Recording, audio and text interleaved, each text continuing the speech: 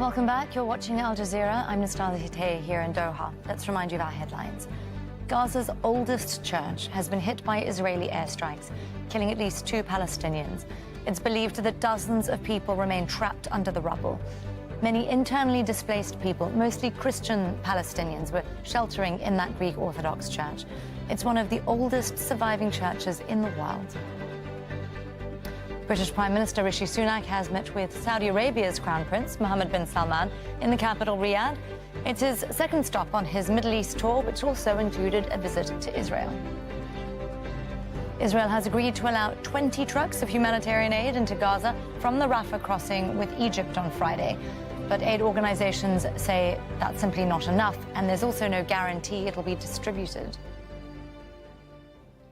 Well, our diplomatic editor, James Bays, takes a closer look at this vital crossing. Getting aid into Gaza immediately is both vital and complicated. There are 7 crossings around the Gaza Strip. All are controlled by Israel, except one, Rafah, which connects Gaza and Egypt. Egypt controls that crossing, but Israel bombed it on the 10th of October and again on October the 16th. Since the war began, there's been conflicted information about when or if the crossing will open, and people have been waiting. Thousands of tons of international aid for Gaza have already been pre-positioned at Egypt's Al Arish airport, 45 kilometres from Gaza. And a convoy of trucks carrying essential supplies is stalled near the border.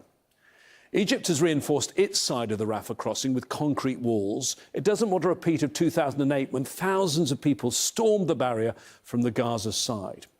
The UN says it'll only be able to distribute aid when there's a pause in the fighting, but 2 draft resolutions for a humanitarian ceasefire have failed to pass at the UN Security Council. Instead, US President Joe Biden brokered a deal with Egypt to open the crossing for aid, and he extracted a promise from Israel not to bomb it. Meanwhile, the UN Secretary-General Antonio Guterres is in Egypt, where he hopes personally to oversee the delivery to Gaza. The UN says its supplies include food for 250,000 Palestinians for a week, medicine for 300,000 people, and trauma kits. But Biden's deal only allows 20 truckloads into Gaza, a fraction of what's needed. Before the war, the UN said about 100 trucks would deliver humanitarian aid to Gaza every single day. And it's not clear where the fuel will come from to deliver these desperately needed items to all corners of the Gaza Strip. Well, earlier, my colleague Sami Zaidan spoke to Benoit Carpentier, a spokesperson for the International Federation of Red Cross and Red Crescent Societies in Geneva.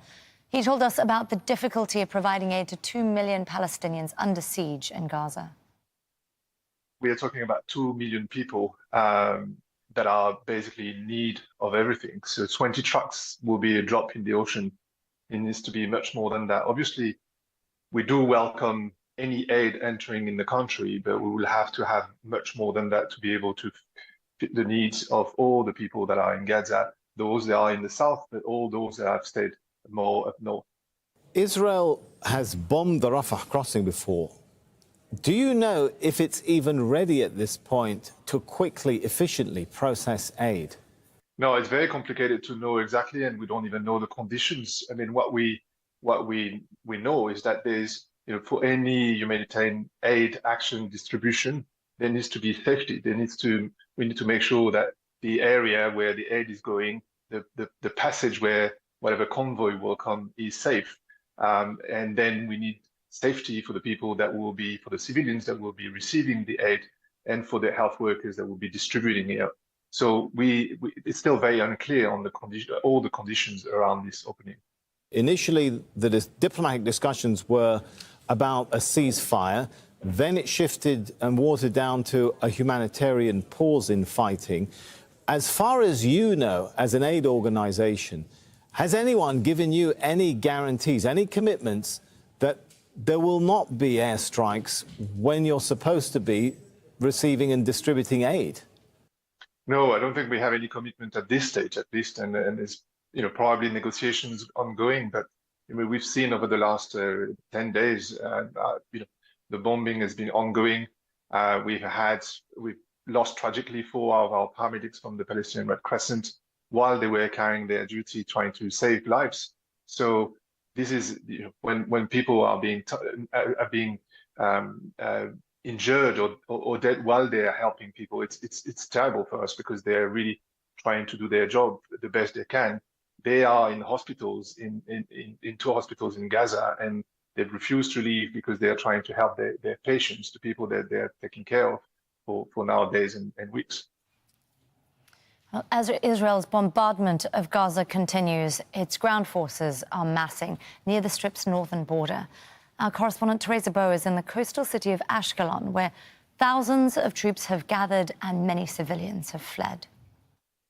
We're here in the city of Ashkelon. It is around 50 kilometers away from Tel Aviv, 13 kilometers away from Gaza. This is one of the most attacked cities in Israel by rockets coming from Gaza. We've been told that around 200 rockets landed here. You can see some of the damage in the buildings around this area, in the cars.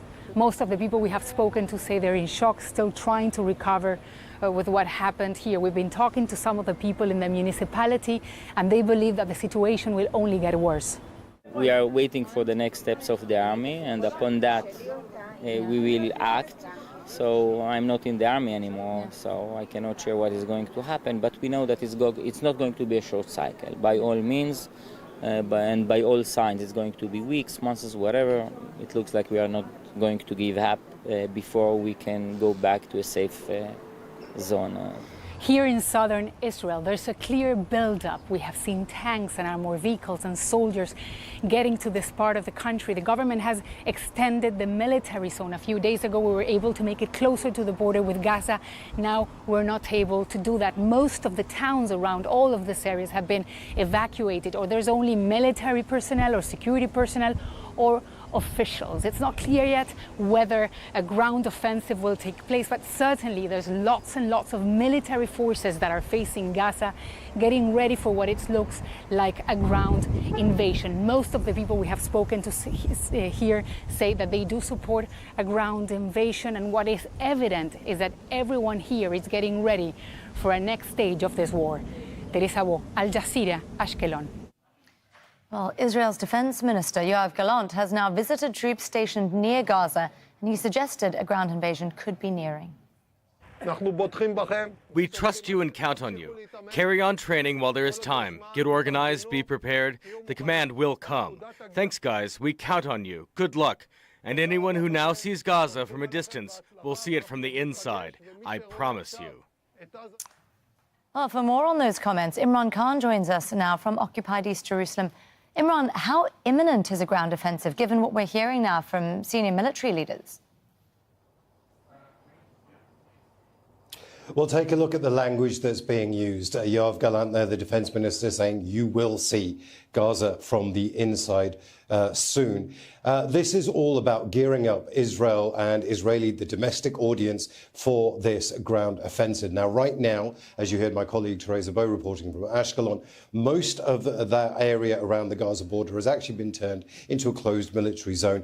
Israel has a lot of its assets already in place. The air campaign against Gaza, that war on Gaza, is still continuing. Now, what they're going to have to do is they're going to have to establish a bridgehead inside a Gaza territory in one of the neighborhoods. They'll have to clear that neighborhood, establish a supply line, and then fight their way into those targets that they want to attack. For targets, read Hamas. That's the stated aim of this operation. So right now, it's about getting Israelis excited, and that's the only word I can use about this war. Let's just take a look at some of the language being used. You heard Yoav Gallant there, Prime Minister Benjamin Netanyahu. This is what he had to say. They came from all over the country fighting like lions. You are ready to continue. He's talking about the reservists there. We will win with all force. You are ready. All the people of Israel stand behind you, and we will deliver the harshest blow to our enemies to achieve victory. It's a propaganda speech. Nothing more, nothing less. Also, Yaron Finkelman, who's the commander of the Southern Brigade in the Israeli army, says war wasn't forced upon us suddenly to deal with the ferocious enemy that struck us with a strong blow. We stopped them, we repelled them, and we were attacking them forcefully. Now the maneuver will transfer the war to their lands. We will defeat them on their lands. This is all about getting Israeli domestic audience ready for this ground offensive. When it will take place, we do not know. The Israelis are working to their own timeline. time. We know that there is international pressure to try and limit civilian casualties coming from the US and the European Union. But the Israelis, just take a look at what they're doing with their air campaign at the moment, that bombing of Gaza. That's an intense bombing campaign that's only getting more intense during the days that we get closer to this ground invasion. But I think right now we can safely say, not if there will be a ground invasion, but when. Well, speaking of the international pressure you're talking about, Imran, I understand that Yoav Gallant has also met with his German counterpart. Do we know what they discussed? We do. The Germans have actually thrown their lot in completely with the Israelis, actually domestically. The Germans are actually cracking down on pro-Palestinian demonstrations within Germany itself. They're saying they're actually trying to ban displays of the Palestinian flag as a hate crime. But Boris Pistorius, who is the German defense minister, was there. Yoav Gallant actually said to him, we're going to retaliate and demolish Hamas. Again, it's about reiterating that message that this is about taking out Hamas completely. We're going to retaliate, he says. We're going to do anything possible to bring back our hostages, our dear people back home. Never again, he says, for the IDF in Israel. It's not a slogan, it's a commitment. And I have to say, Boris Pistorius was backing that. Now, we have no idea whether Boris Pistorius, the German defense minister, actually came with any kind of aid package or any kind of military package for the Israelis. It's likely that there is some sort of backstage deal being done when it comes to that. But there are countries that the Israelis are now completely relying on as their bullocks, if you will. You've got the US, you've got France, and you've got Germany. These are the three key allies for Israel, and they're really leaning on them to try and sell this message to the world that this will happen, this ground invasion will happen, and they will destroy Hamas. Imran Khan there with the latest for us from occupied East Jerusalem. Thank you, Imran. Well, as the war continues, our correspondent Stephanie Decker has been to the Israeli city of Jaffa, where the usually bustling mixed population of Israelis and Palestinians has gone silent. We've come to Jaffa to get a sense of how people feel here. It is essentially a mixed town between Israelis, Palestinian workers here, and also tourism is a major source of income. But everything, pretty much a lot of shops are shut. There's no one in the restaurants, and what is striking is that nobody wants to talk to us. The Palestinians we've tried to speak to tell us they're afraid to express anything on camera. This is also in line. There's been arrests of any Palestinian or Israeli Palestinian that has shown support with the Palestinians against what Israel is doing in Gaza. One woman we met from Sderot, she's sheltered at home with her family for 3 days, didn't dare leave her house following that attack by Hamas. Also didn't want to talk on camera, saying she was waiting for the war to end. And actually one man, very aggressive, came to us and asked us, well, you know, why don't you tell the truth? The media is against Israel. What they did to us was barbaric. And he said the problem is that we are too nice and we need to deal with them in a much harsher way, referring to the Palestinians. This is the sentiment on the ground here. Incredibly tense. People are afraid to talk. A lot of anger on behalf of a lot of Israelis, the feeling of revenge. And this is why people will tell you this is an incredibly dangerous time and a dangerous mix, even just on the streets. Stephanie Decker, Al Jazeera, Jaffa. Well, Israeli forces have killed at least 12 Palestinians in the occupied West Bank after conducting raids across several cities there. One of the most extensive raids took place inside the Nur Shams refugee camp. Nida Ibrahim reports from Ramallah. It's dangerous for Palestinians to move inside this refugee camp. Placed under Israeli curfew since Thursday morning, counting the dead is difficult. An Israeli drone targeted a group of Palestinians at Nur Shams near Tulkarm. Israelis say they're fighters. Palestinians say among the killed are teens. Turning homes into military posts, destroying roads, cutting water and electricity, little signs the raid will end soon. This video was filmed in the first hours of the raid. 16-year-old Taha Hamid has been shot. His father tries to help him. He too was shot. The father was rescued. The son bled to death. The Red Crescent told Al Jazeera it took them more than 90 minutes to get to Taha. It was already too late. They're making our job harder. We still can't get into the injured people inside the camp, including children.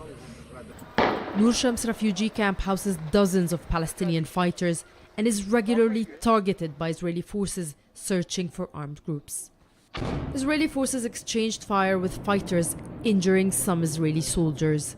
But the majority of Palestinians are unarmed. The refugee camp has been undergoing a tough campaign by the Israeli forces.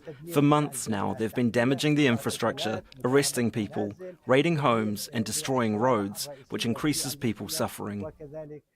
On Thursday, 120 Palestinians were arrested in raids across the occupied West Bank, killing and injuring several others.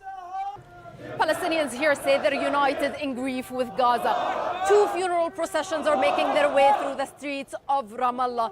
One is for a 21-year-old Palestinian who has been killed by an Israeli settler after attacking his village. The other is for a 32-year-old Palestinian who was killed in confrontations with Israeli forces. Arrests too have soared since the beginning of this escalation. The Prisoners' Society says Israeli forces have detained at least 850 Palestinians in the occupied West Bank. People here say it's bringing back memories of the Second Intifada, when Israelis invaded the occupied West Bank in the early 2000s. Nida Ibrahim, Al Jazeera, Ramallah, the occupied West Bank. Well, the attacks on Palestinians in the occupied West Bank have risen sharply over the past 2 weeks. These are attacks by both the Israeli army and settlers. Charles Stratford reports from Huwara in the occupied West Bank.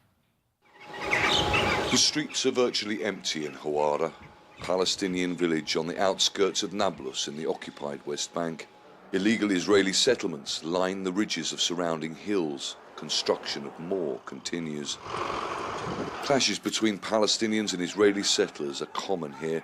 Several Israelis and Palestinians have been killed in this area in recent months. On October the 4th, the Israeli army forced Palestinian businesses to close, and since then the situation has deteriorated further.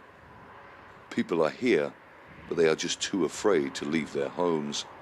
Mohammed Doumedi shows me video of his 19-year-old son Labib on his mobile phone. Mohammed says the university student was describing his ideal wife in the film and making everybody laugh. But Labib was shot dead on October the 5th.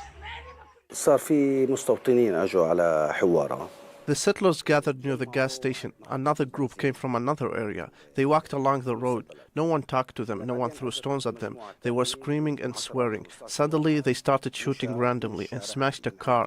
They tried to break the door of our house and get in. There were bullets flying everywhere. Labib took a bullet in the chest. This video shows the Israeli settlers in the village minutes before Mohammed says they started shooting. He says Israeli soldiers stood by and watched as the violence began.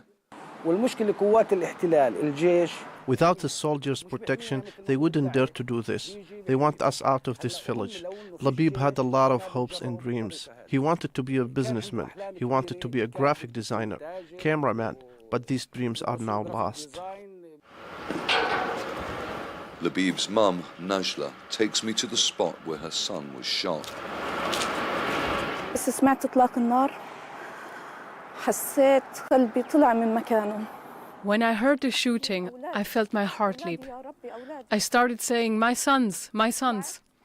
His uncles helped him, but the Israeli soldiers started shooting tear gas.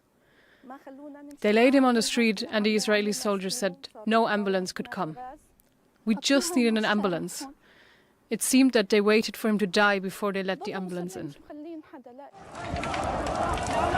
Clashes broke out between Palestinian youths and Israeli soldiers during Labib's funeral, reportedly because the Israeli military tried to stop mourners praying in Hawar's central street. Palestinians living along the Hawara road have suffered decades of violence by Israeli settlers living on the hills close by. But they say that since those Hamas attacks inside Israel on October the 7th, the situation here has got even worse. Palestinian protests are increasing in frequency and size across the occupied West Bank. but so is settler violence against Palestinians. The United Nations Office for the Coordination of Humanitarian Affairs, or OCHA, has recorded more than 80 attacks by settlers, resulting in Palestinian casualties or property damage in under 2 weeks. The situation was tense in Palestinian villages like Hawara long before the war.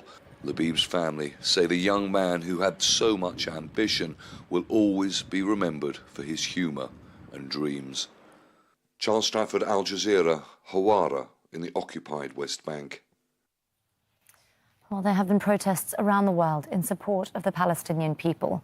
Some of the largest have been in Jordan's capital. Osama bin Javed is there for us in Amman. Well, we're a few hundred meters away from the Israeli embassy. Today, what is different is that Jordanian authorities have blocked all roads that go towards the Israeli embassy. As in the last 48 hours, you've seen these protests grow and grow and grow after that hospital attack in Gaza. Now they're being told to protest in the square near one of the most popular mosques here, and people have been coming here in numbers. Let me just move out of the shot so you can actually feel the energy of this crowd, which was a few dozen people and now has grown to a couple of hundred people, and more people are coming.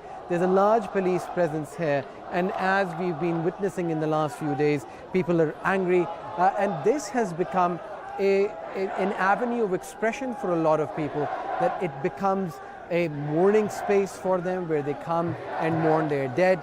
It becomes a concert at times where they play their music, and then it also becomes an area where they show solidarity with the people of Gaza. Many of these people, more than 2 million refugees here in the Jordanian capital, have been displaced from the Palestinian territory, so they have relatives. We spoke to one man who's lost multiple members of his family. He stopped working because he said this cannot go on and he cannot function like this anymore. So this is the atmosphere here in the Jordanian capital on the diplomatic backdrop of the Jordanian king traveling to the city of Cairo, meeting the Egyptian president, and then also the German foreign minister here in the Jordanian capital as well. So a lot of effort from Arab countries who try and move the Israelis to cease the attacks on what they call civilian population, to allow in aid. And that seems to be a difference between Western diplomatic push, where the focus is on releasing prisoners and making sure that Hamas does not carry out any further attacks. Well, people in the Philippines have also condemned Israel's strike on the Al Ahli Baptist Hospital in Gaza. Crowds there held a candlelight vigil in the capital, Manila. Demonstrations also took place in the cities of Quezon and Marawi. Barnaby Lowe was at one of those demonstrations in the south. This hours-long gathering of Filipino Muslims here in Marawi City in the southern Philippines is the biggest protest on any issue anywhere in the Philippines in recent years. And they're all here to condemn the recent attack on a hospital in Gaza that killed hundreds of people. That happened on Tuesday. That prompted this protest. But this protest isn't just about that in particular. All throughout the protest, they have been chanting Free Palestine and Israeli occupation. We lost our home during the Marawi siege. That really hurt, but I didn't lose any family. It must hurt more for Palestinians to lose loved ones. And they say they understand the suffering of people in Gaza and Palestinians in general, because they also suffered a months-long siege back in 2017, a war between the Philippine government and militant elements. And this whole region of Mindanao was also witness to a decades-long separatist movement. Not only they are targeting the civilians, but also those fleeing civilians, fleeing from Gaza. And relations between the Philippines and Israel already decades long. 30,000 migrant Filipino workers in Israel. 4 have died in this conflict, but at least Filipinos in Israel have the choice between coming back to the Philippines or staying in Israel if they feel that it's safe for them there. But 135 Filipinos in Gaza, they feel that they're trapped. The northern area of Gaza being bombarded, now the southern part of Gaza also being bombarded, where most of these Filipinos are waiting to cross into Egypt. Most of these Filipinos are wives, children, and grandchildren of Palestinians. They call Gaza their home. Barnaby Low, Al Jazeera, Marawi City in the southern Philippines. Well, that's it from me, Nastasia Tay, for this news hour on Al Jazeera.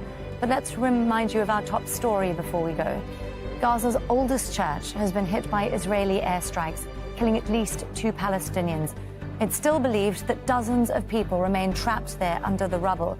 Many internally displaced people, mostly Christian Palestinians, were sheltering in that Greek Orthodox church. Do stay with us, though. I'll be back in just a moment with the very latest for you from Gaza.